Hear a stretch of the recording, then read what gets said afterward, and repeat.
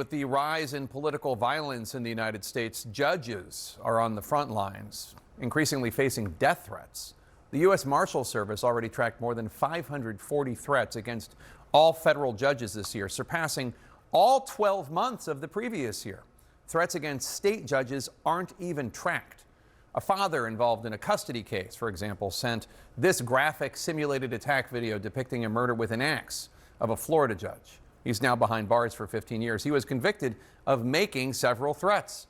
We're joined by U.S. District Judge Esther Salas, who was physically targeted in a deadly attack at her house that tragically killed her son Daniel and seriously wounded her husband.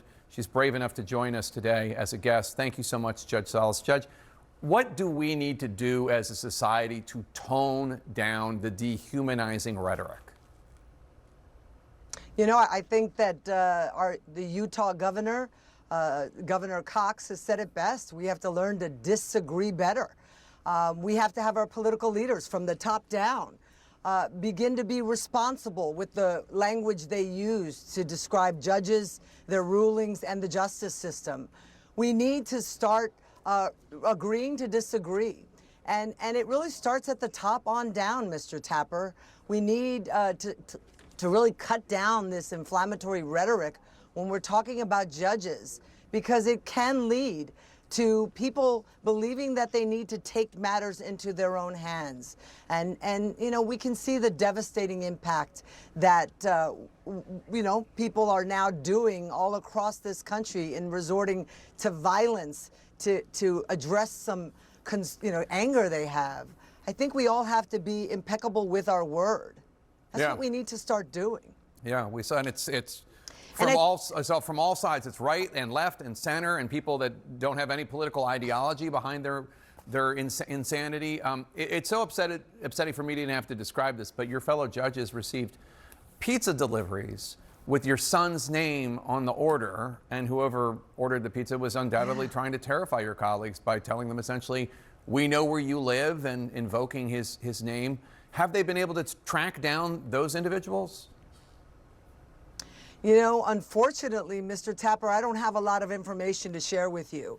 I mean, we started seeing a rise in these threats to judges by the way of pizza deliveries that when you hear it, it sort of does sounds non-threatening, but these are pizzas that are going to judges' houses at odd hours of the night. And in 20 instances, they bared, the delivery bore my son's name, Daniel Anderl, on it. Those judges are being told, we know where you live. Some of these pizzas were going to their children's homes, and now, 20 of them had Daniel's name on it. What does that say? Yeah. Those are acts of intimidation. Those are threats. And by the way, pizzas are being delivered to state court judges too, Mr. Tapper. The problem is we don't know how many threats state judges are getting because there's no central repository for this information. That's why Speak Up for Justice, a nonpartisan group that I'm part of, we're trying to shed light, not heat, on the issues facing state and federal judges all throughout this country. You just had a middle school named after you in Union City, in New Jersey. Tell us about how that helps you continue the legacy of your son, Daniel.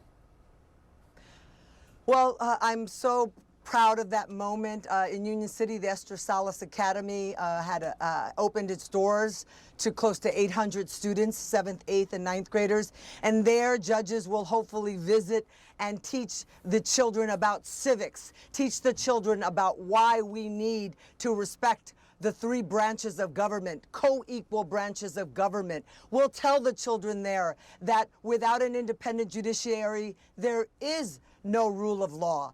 And we have to start telling the children, and we have to teach civics, because right now there's so much misinformation that our justice system isn't working, that judges are rogue, that we're out of control. Our justice system is working, and judges indeed are following their oaths. And it starts with us beginning to teach students about the rule of law, about the Constitution, and about democracy. And so we hope to continue the civics lessons all across this country so that we all can start understanding why why it's so important and critical for us to have an independent judiciary.